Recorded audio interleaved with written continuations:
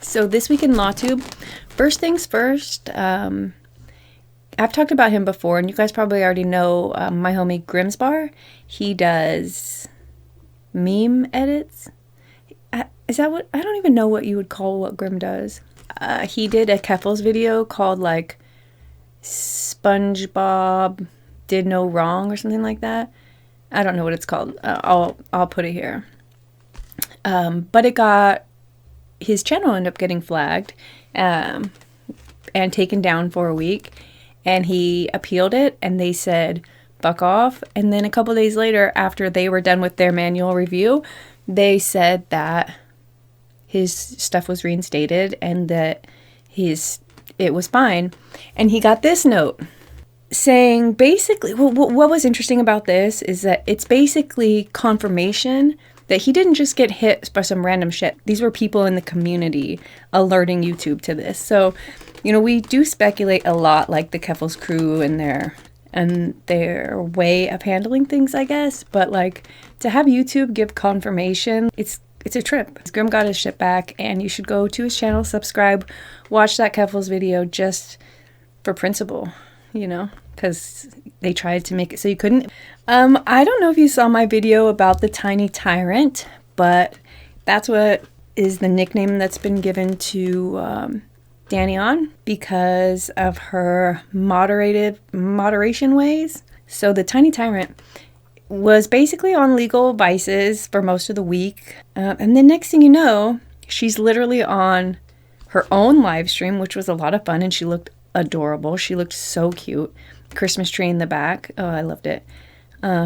She was on Vices, her own, and then she was on Law Self-Defense. She was on with Bronca. I turned on the 6-hour episode, and I was like, this is dope. And it was like the day after her Christmas episode, so she still looked really cute. Or her Christmas episode, her first live stream. That's what I meant to say. Speaking of the Law Self-Defense, did you see that he trains at a Gracie Academy? What? Yeah, so No Die Bronca is going to get harder to kill. What has Vice been covering? He did the OJ thing, restream. I nailed it, first try. He's been talking about the Border Patrol guy. You might have seen, I'm almost positive that you've seen that Rekieta made his deal with Rumble, exclusive Rumble deal. So he will start his streams on YouTube and switch over to Rumble basically when it gets good.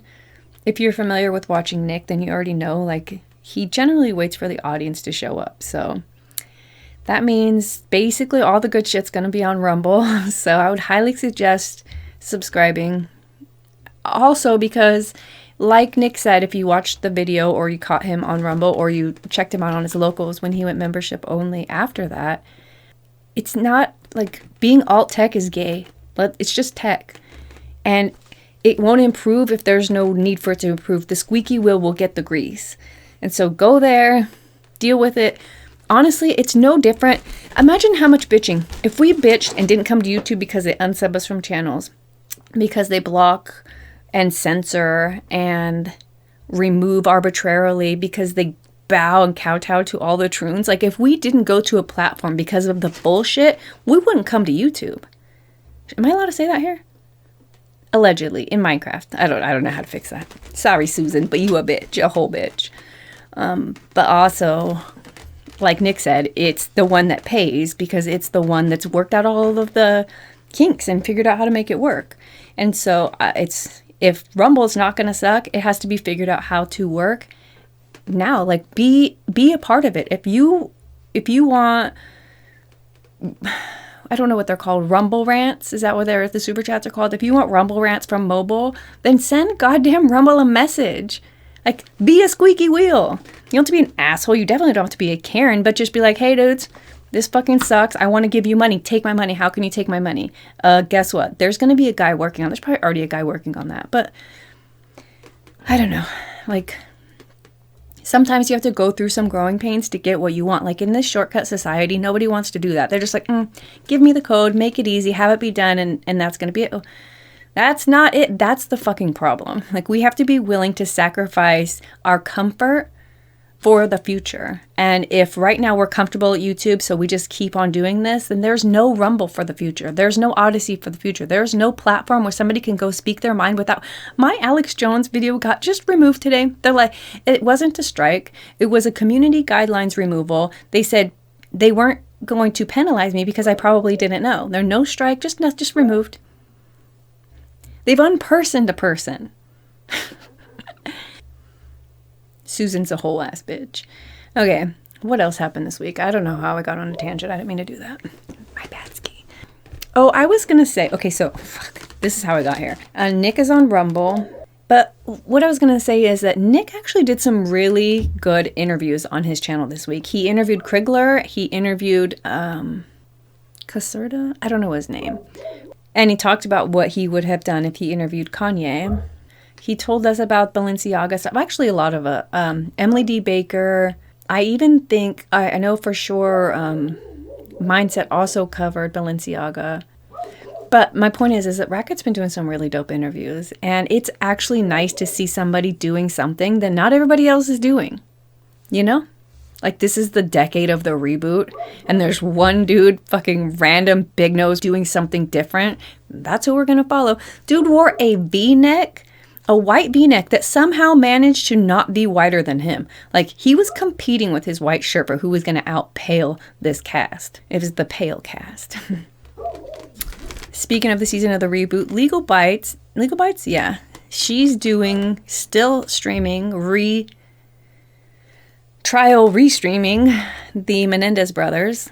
Which I actually, it's kind of like, whatever, but I remember when that happened. I was still a kid, and I remember being like, oh my God, we could do that.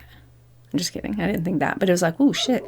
Like, put parents on notice. I wonder how many parents really did get put on notice. Like, my kid's gonna mark me. Anyway, next is Good Logic. Good Logic had an interesting hot takes show. There were some fun hot takes. There were some boomer hot takes from like Uncivil Law, and Runkle was pretty boomer. Surprisingly, Scott Cardinal was not the boomer of the bunch. Runkle's take was that the music is just not good anymore. And all I could think of was that South Park episode where when the parents hear music, all I hear is like Bart sounds. Of course, the best part from that night was chat. Okay, did you guys know that Danny Masterson had a hung jury in his rape trial? What else is happening? Oh, did you guys see that Boozy made a little cameo in the Meghan Markle docu-series? Is it a docu-series? I don't know what the fuck it is because I will not be watching that. More than I'm uninterested in Depp Heard's ridiculous relationship and all of their drama, I'm even less interested in something that happened with the fucking royal family. Way less interested in whatever's happening in Meghan Markle's life. If you guys are, I'm almost positive that, I mean, you know what? Probably everyone's going to cover it. It's probably something that gets a bunch of clicks and like Good Logic. We'll be talking about it next week or something. But definitely Emily will cover it. She if you're looking for pop culture stuff, that's where I'd probably go. Did I say anything about Boozy? I was actually mildly amused at the, like, Netanyahu, except for the whole time I'm like, it's Netanyahu and Yoo-hoo. I'm pretty sure that drink is called Yoo-hoo. Netanyahu. What he should have done is, like, none of that. I mean, honestly. Anyway, Nate the lawyer was talking about Boozy. I don't know, actually, what. I guess what Nate the lawyer's big thing is that Boozy has gotten away with his bullshit for a long time. And for some reason, as the reporters are Googling up who this guy is in this documentary or whatever, this Meghan Markle thing, they're coming up across Nate's videos. So they're contacting Nate. And what Nate's not doing is being an absolute bitch for Boozy. No. He's letting them know who he is, what he's about, all of his bullshit, all of his lawsuits. Sorry, you know what's amazingly ironic is that what Bot Sentinel did is it took a snapshot of who it thought you were, and if anybody wanted to know, they would just come ask it. And depending on the bias, the Boozy bias that was in the Bot Sentinel Boozy bias machine, it told whomever asked all about your bullshit. So, like, if Boozy doesn't like the treatment that Nate's giving him, he could fuck off. That would be my honest advice. Just fuck all the way off. You're welcome. That one's free. I'm not a lawyer. Not a doctor. Not a biologist. What else? Viva Fry. Dude. Viva did a Twitter Files one. Have you been paying attention to the Twitter Files? Apparently, Twitter had decided to shelve all the Hunter Biden laptop stuff. It would pass every Biden thing, every political thing through their team so they could approve or disprove it. And I'm just like, who told you this was news? Hold on, let me pull up some of my posts from 5 months ago, from 6 months ago, from a year ago. This is, okay, wait, when was the election? So what happened was, back when Trump became the president, right before the election, Comey said that they were going to investigate Hillary Clinton. And, oh, the meltdown, because he shouldn't have said that, and that skewed the election, and she lost it because the American people, whatever. I don't know if I believe that. I don't know what to believe. I don't know that Hillary was ever going to win, but I do know that she had a lot of supporters and a lot of fans. I have a sister who's like a diehard Hillary fan. It's disgusting. Is this her shirt totally choking me out? Anyway. So I don't know. Maybe she could have won. So I'm wondering if this time they suppressed the laptop, because if an investigation into a homebrew server and bleach bit in someone's closet at their home is that what they were investigating? Yeah, I'm pretty sure they were investigating her server. I don't even think it had, like, what they should have been investigating. It didn't have anything to do with that, and that was enough. So you can imagine if the son of one of the candidates for the office in the next election has sold the influence of his father. I'm pretty sure that's going to go bad. Plus, we had the quid pro Joe stuff. Plus, we just spent 4 years talking mad shit about how much the president's particular sons and daughters hold sway, hold influence, and have some kind of meaning. And so they just, suppressed it and said shit like, what's interesting is they didn't just, so they suppressed it, right? But then they went ahead and said, let things be said like the laptop was ill-gotten, or it was a hacked information, or things like that. Things that should have had a legitimate fact checker on them, an out-of-context marker, something that told people that these actually weren't. But they chose not to. They chose not to write that script. But okay, tell me again how the problem is fake news and disinformation. I believe you.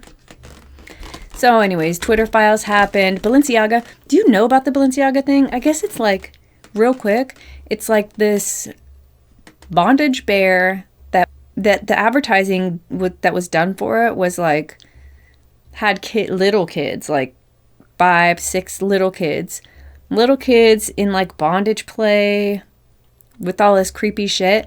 And then it turns out, so I was just kind of like, yeah, welcome to fucking Hollywood. Like, they do this shit. This is what they do. What's the problem? Turns out some internet sleuth scrolled down and saw that one of the papers underneath this stupid Balenciaga bag is actually referencing a court case dealing with maps. I almost didn't know how to say that, and then I remembered who I was fucking talking to. If I was in my real world, I'd have to explain that, but you fuckers know exactly what a map is, and they belong on that wall, and that wall, and that wall, and that's just a holding place for the wood chipper, in case Keffels asks. What else? I forgot what I was talking about, because I got excited to talk about putting maps in a wood chipper. It was something about maps. I don't know. Oh, Balenciaga. So they apologized. I think they're going to sue the photo shoot people or something, because now they're getting all wrapped up in this kitty stuff, and most people are just cutting their bags in half, cutting their shoes up, lighting shit on fire, and I am here for it. I love it. It's wonderful. Fuck your brands. Fuck your labels. And you know who's also connected to all of that? None other than Ye, Mr. Kanye. Balenciaga was working with Adidas and Kanye, and then Kanye and Kim get a divorce. Kanye loses his social credit. That's funny. Kanye loses all his social credit, gets dropped by Balenciaga, and now this hoe is this hoe is making money off of the company that took money out of her kids' pockets. Oh, and don't give me the bullshit about, well, at least she's putting it back in. No. That's not the lesson you teach your children. You don't teach them, it's okay that they fuck daddy. Watch, mommy's gonna fuck them. I thought that was a lesson you were trying not to teach your kids. Remember the law degree? Is it even called a degree when you get it that way? Remember your Kim Esquire. And that's it. That's absolutely everything that happened in LawTube this week. Plus some other shit you didn't ask me to talk about. So I'll see you guys next time. Have a good one.